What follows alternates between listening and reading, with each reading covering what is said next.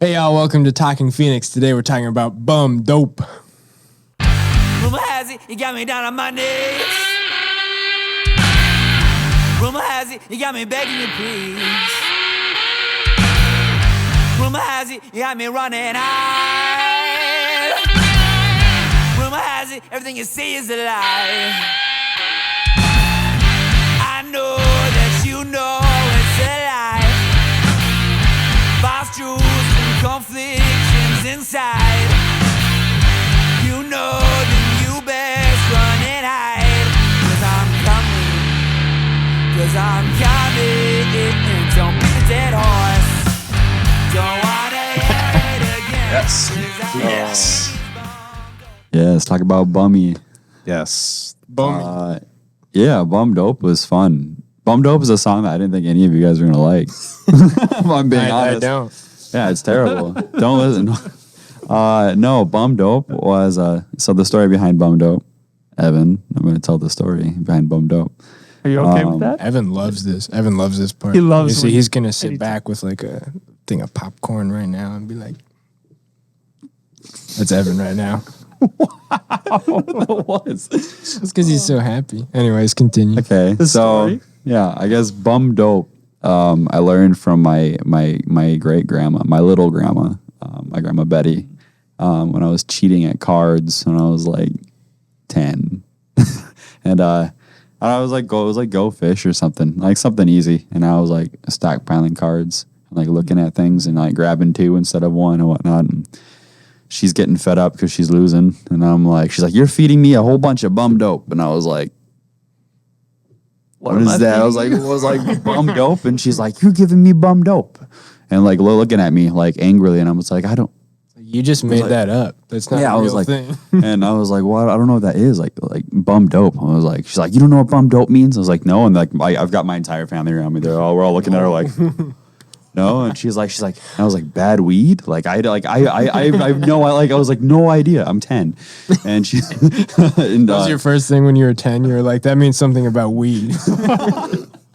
like I had no idea, and apparently it means bad information. So unless you were raised like the 40s, 50s, 60s, you would probably Some of us I are. wouldn't know that. You probably wouldn't know what Bum Dope means. So it means bad information. And it actually says it in the song. So like Bum Dope, don't give me no bad information. That's kind of the whole point. Yeah.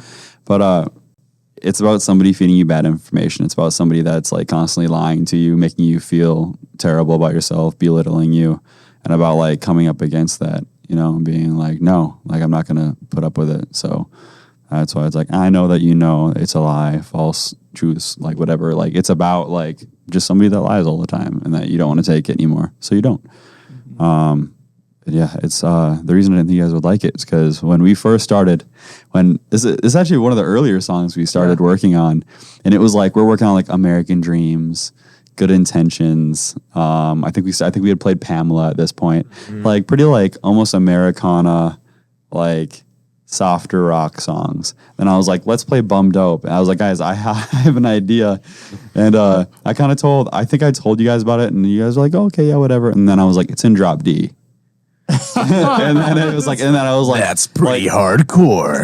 I was like, let's crank up the gain, and then I was like, it's just E, and it was like, dun dun. I was like, so it's like, no, start playing the heavy guitar part on it, and I was like, this is how I think it should go, and it's a lot of yelling, and yeah, I was like, I don't know how you guys are gonna take it, so I just like did it, and all of a sudden, it was Dan. Your reaction made me laugh the hardest. You're like, yeah, let's do it. And I'm like, all right. I was like, yes. And then, yeah, it just kind of went off from there, I think. Dude, Yeah. good aside there. I was like, sometimes when you're making music too, you literally just have to like, you just go off with whatever comes at the moment. I'm like, Yep. if that's what the song is going to be, like that is what we were going to make the song right now. And we could have finished that and gotten to the end of it too and said like, oh, that was fun, but that's never going to make the album. We're going to change it and do everything different. But this song, like it's the heavy side of Walking Phoenix. it is. That's for sure. Yeah. I mean, that is our heaviest song on the album. Yeah. But that was in some sense what the music was like calling for. Oh, yeah. So I was feeling angsty that day, apparently. But, Yeah, you need all sides of the spectrum, and they're definitely covered in the album. Have we talked about the kind of band that Jaden was in before Walking Phoenix? which one? The metal one. Metal. The reason I bring it up was because I mean, like, especially live, like Jaden can get gritty. Jaden can scream. You know, like, and I think it's so cool that it comes out in some of our music still. I mean, like, even if we're not doing screamo, you know, like you can hear influences and you can hear that grit, and Bum Dope, and then I don't know what else.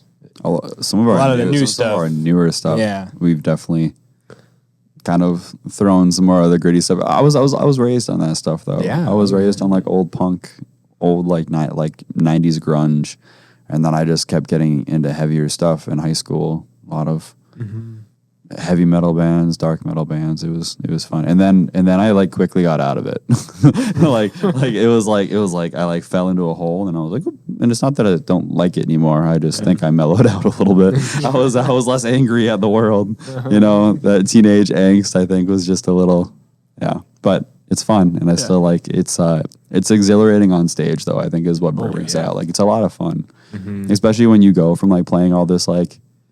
I don't know. I want to say it because it's not soft stuff, but you play like, you know, your more traditional rock alternative, and then all of a sudden you're like, hey, we're gonna like, you get people who start to like kind of really get into it, and then you play this song, and then that's like you get a whole different group of people that come in and that want to dance a different way, and people just get really into it. It's a lot of fun. Yeah. Yeah.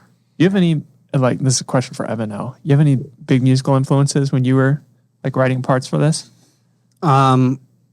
So from my perspective, immediately Jaden, when he approached me with this, was like, "Oh, it needs to be fuzzy, it needs to be dirty," and I was immediately like, "Yeah, Okay. no problem," because you know, like just dirty blues rock is just drenched in fuzz, and like the chief inspiration that I had was Gary Clark Jr.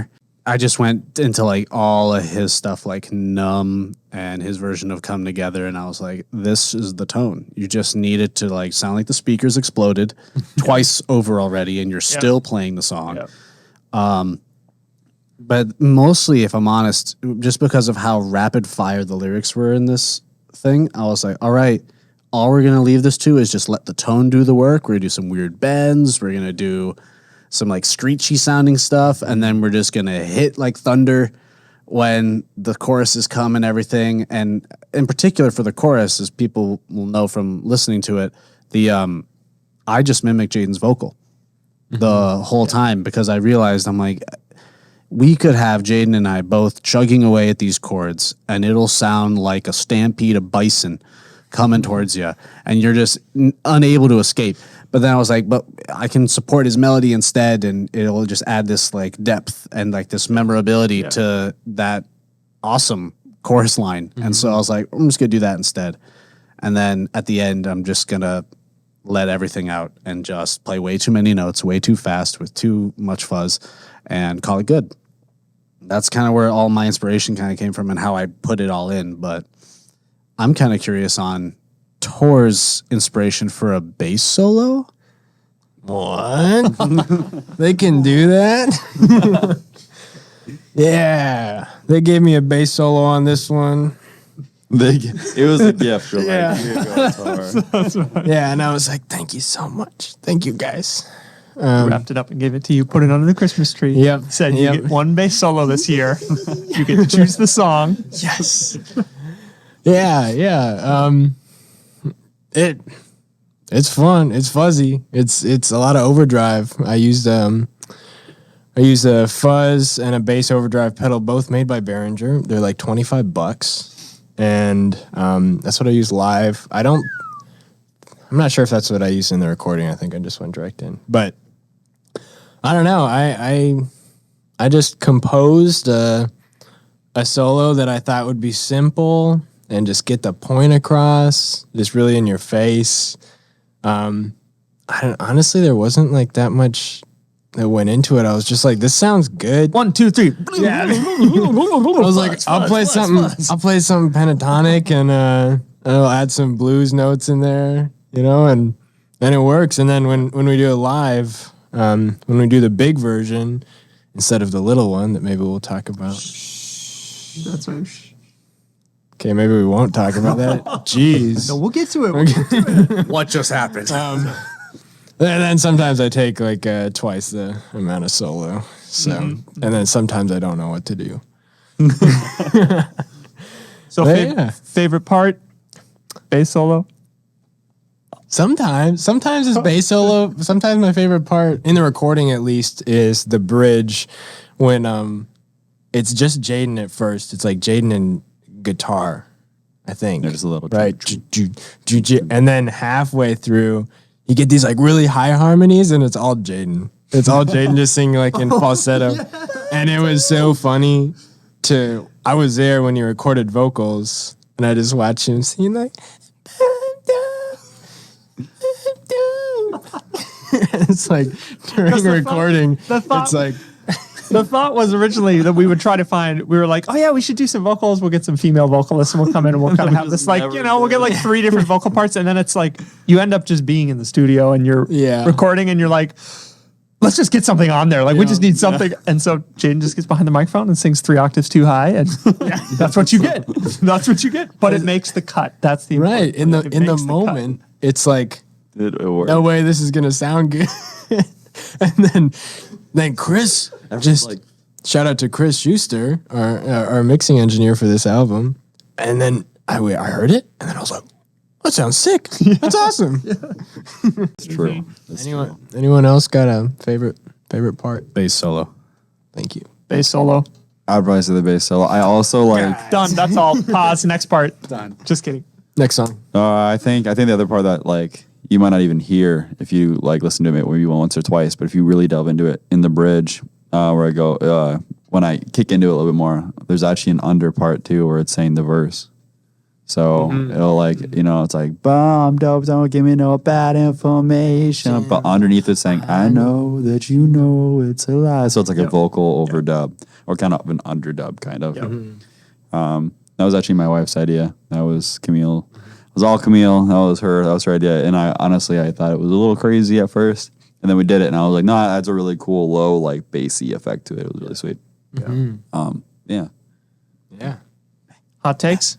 Hot takes. We need to do more stuff like Bum Dope. Ooh, okay. And we might. And we might.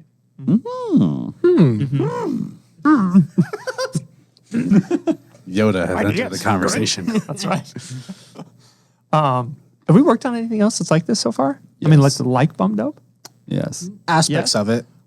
Aspects I mean, we got new stuff. That's for sure. Yeah, And a little bit in the... Y'all don't even know what we're talking about. That's right. Yeah. That's right. Hand signals. That's all you get. hand size. That's right. They'll never decipher what either of those are. That's right. Never. Okay, do more stuff like that. Yeah. You should. Man, I gotta think. I don't know if I have a hot take for Bum Dope. You know my hot take?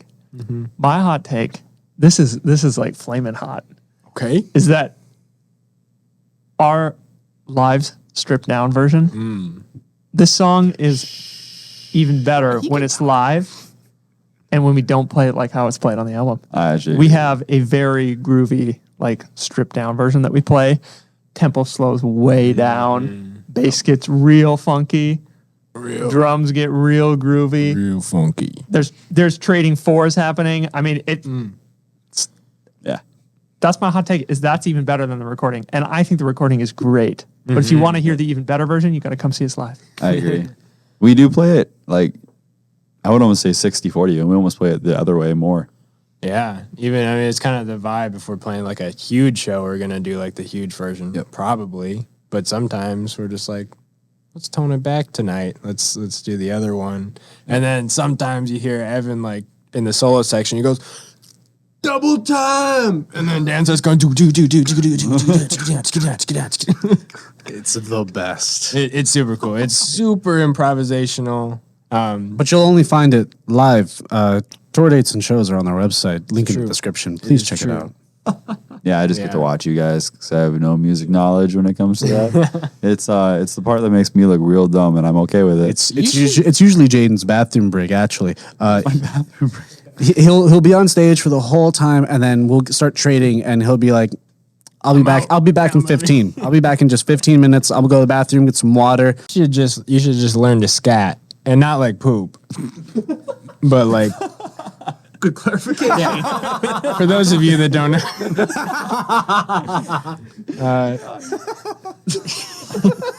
Continue. Yeah, you should just learn to scat. Yeah, honestly. Oh, and that's my nap time. No, I'm sure you're good at pooping. I don't know. All right.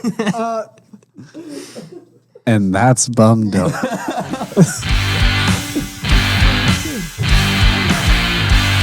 Hey guys, thanks for watching this episode of Talking Phoenix Behind the Songs. You can check out all the rest of the videos on our channel or on our website at walkingphoenixofficial.com. And a special thanks to Fjell Capital in Fargo for letting us use this space and get this awesome studio that you've seen here. You can check us out on social media, and you can stream our songs anywhere that you want on Spotify, Apple Music, and so on. Thanks for watching. Catch one of the other episodes if you're interested. We've been Walking Phoenix.